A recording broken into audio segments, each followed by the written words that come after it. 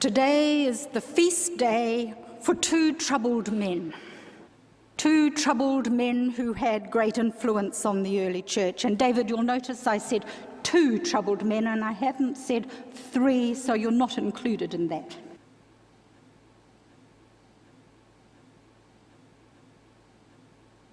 But most of us can recognize a troubled person when we meet one, even if we're not sure why.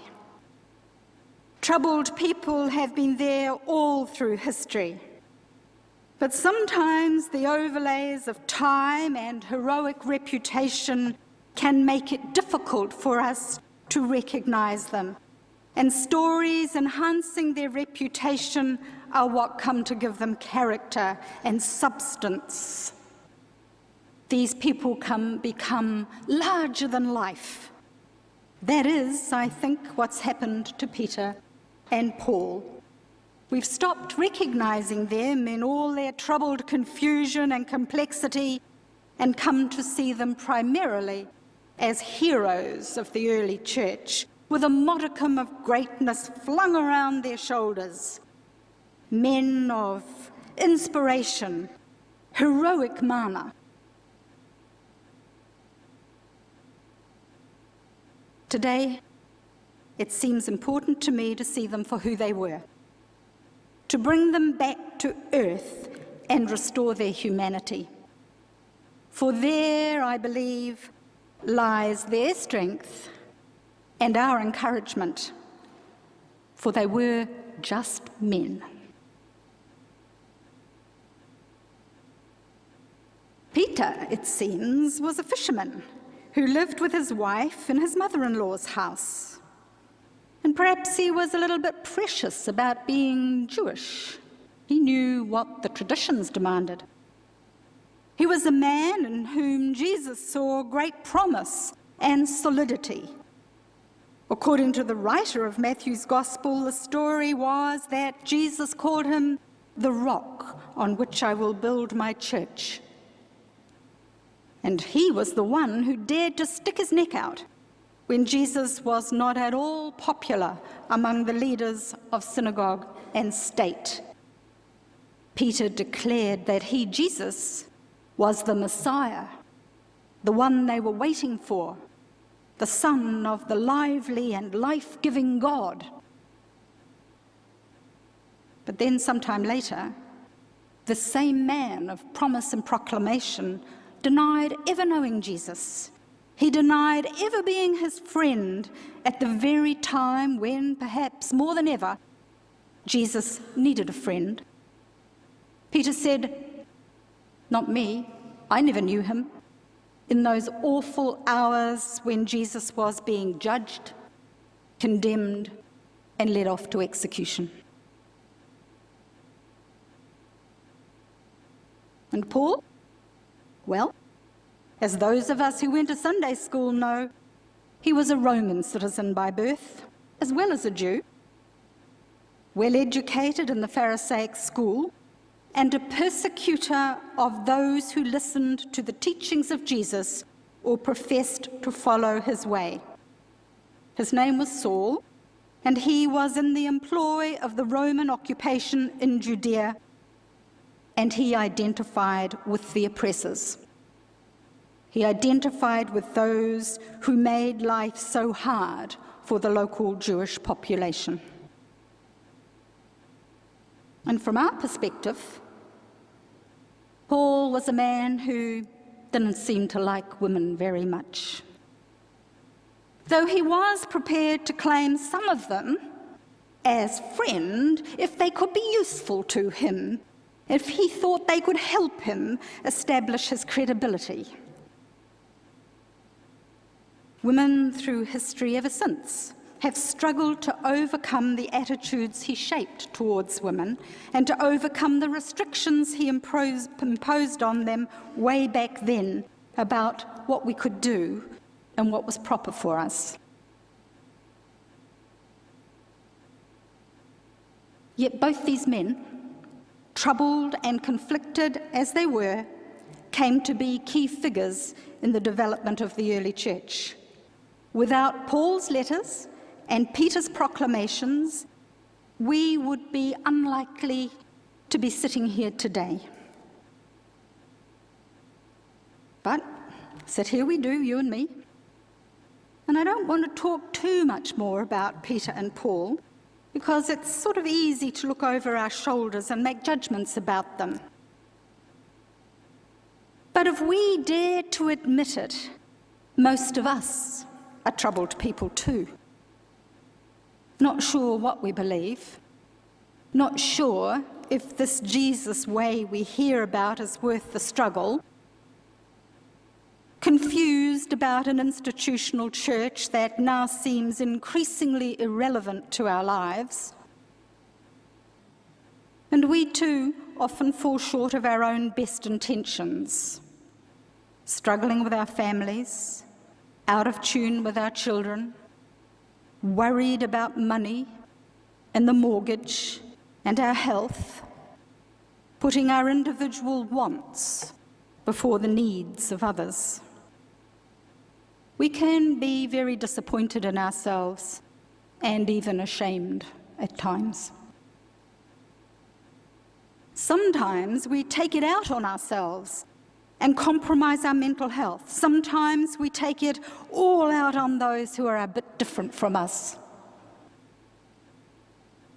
Sometimes we take it out on others in our family who have less power than we do, usually the women, the children, the elderly. It's usually people who can't answer back or retaliate who become the ones we beat up on.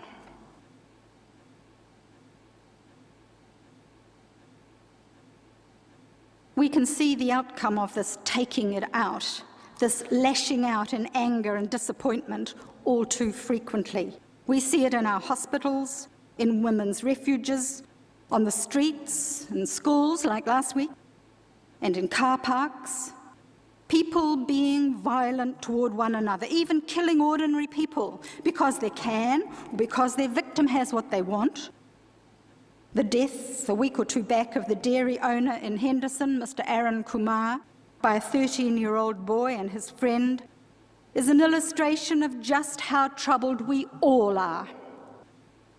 That children can stab each other with scissors and even kill another person, whatever the motivation, fear, addiction, want, greed, is an indictment on all of us.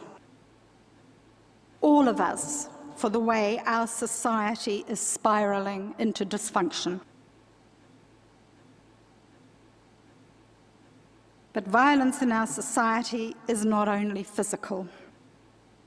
That's the tip of the iceberg, we could say.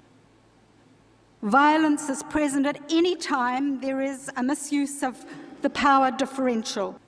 Any time a person is not paid enough to live on.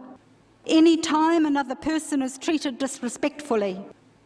Any time we fail to acknowledge the humanity of those who are different from us, sexually, culturally, racially, or in faith tradition.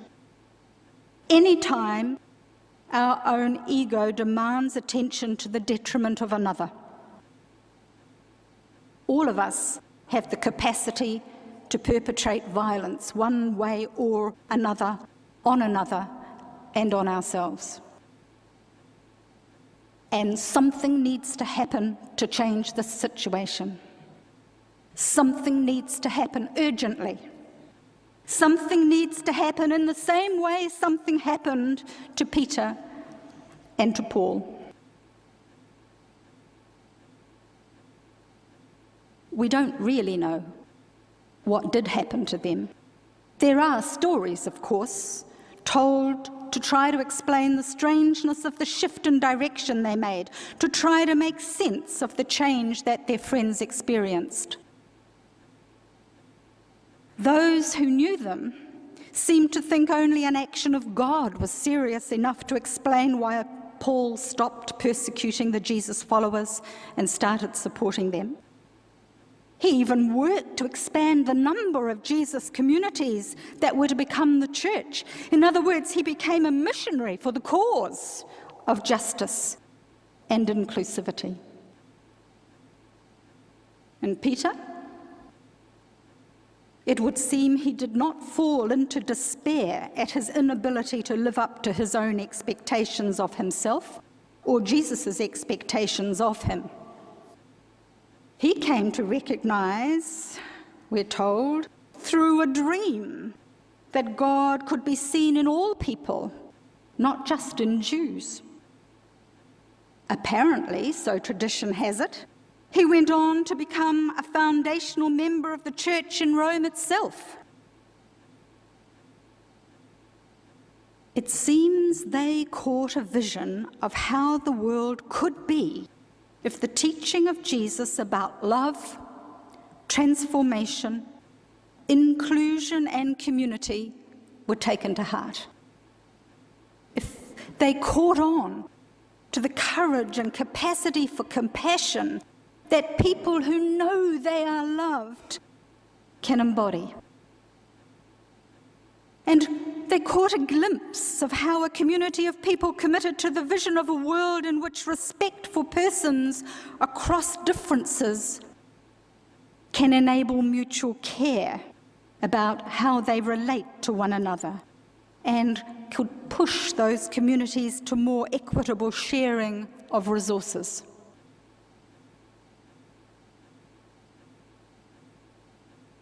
These men were not perfect, and neither are we. And it's no use waiting till we are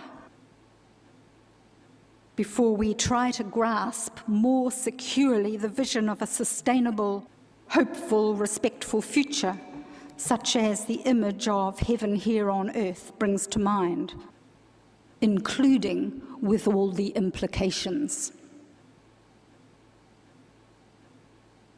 Like them, we can decide to pause in the busyness of our everyday lives and to listen for the voice deep within ourselves that invariably stirs us to recognize both pain and joy.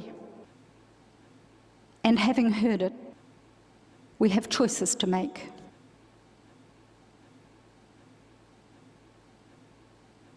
I want to say that it is a conversion that most of us could do with to guide the choice that we make.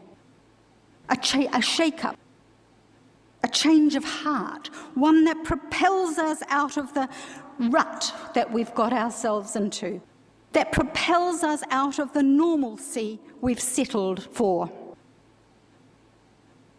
Together, we can insist on positive change in church and society.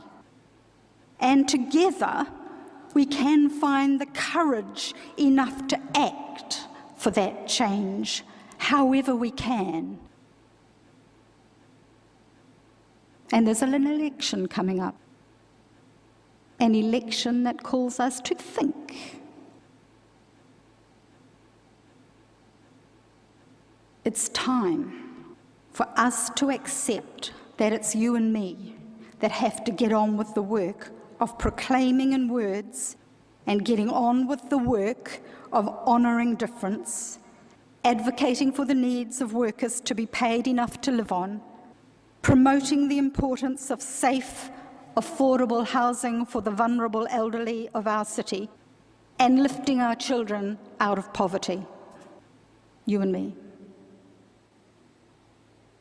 These are troubling times, and we too need to be troubled people who are prepared to step into that Jesus way that both shook up and then consumed the life of Peter and Paul.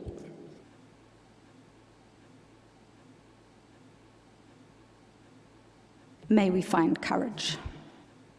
Amen.